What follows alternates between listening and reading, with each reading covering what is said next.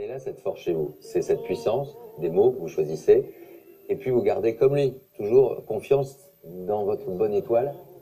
Il y a une solarité toujours en vous.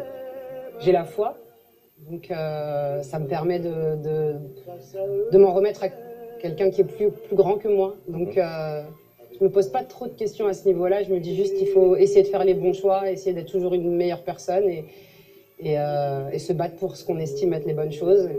Et le reste, on verra, on fera aller.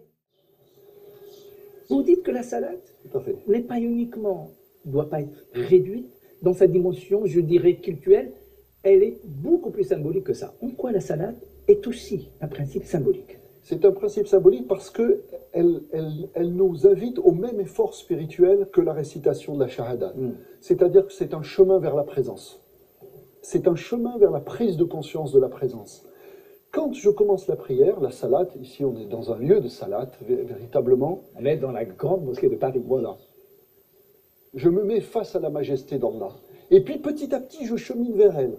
Prenant conscience déjà de cette immense majesté, je m'incline. Je m'incline parce que je reconnais tout d'un coup la puissance de cette majesté.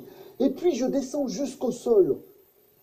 Je me prosterne dans le soujoud. Qu'est-ce que c'est que le soujoud? C'est le moment où où ma conscience de la présence d'Allah est devenue tellement forte que je reconnais que je ne suis rien en face de cette présence.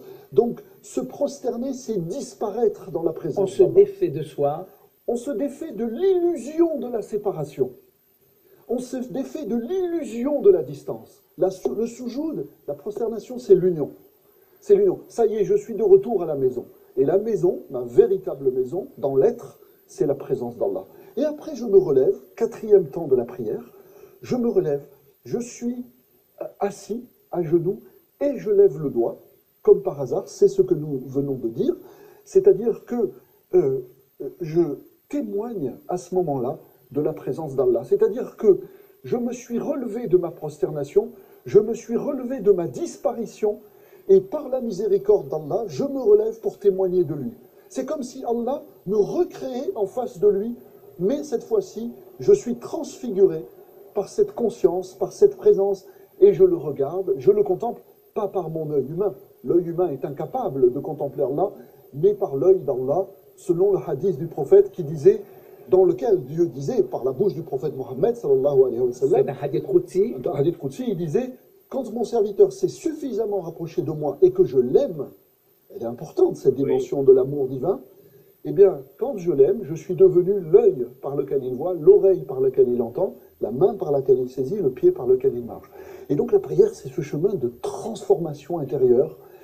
Il était loin et il est venu me visiter. C'est-à-dire que pendant que moi, dans la prière, je m'élançais vers lui, lui, il descendait vers moi. Et on le sait dans la tradition que certains, même comme Ibn Arabi, disent il y a deux prières. Il y a en même temps la prière de l'homme en direction de Dieu, et à ce moment-là, Dieu prie avec les anges sur l'être humain, et comme le dit le Coran, souvenez-vous de moi, je me souviendrai de vous. Fadhkuruni adhkurkum. C'est-à-dire, si vous faites l'effort de revenir vers moi pour vous souvenir de ma présence et de ma réalité, alors à ce moment-là, je vous illumine par la conscience de cette réalité et de cette présence.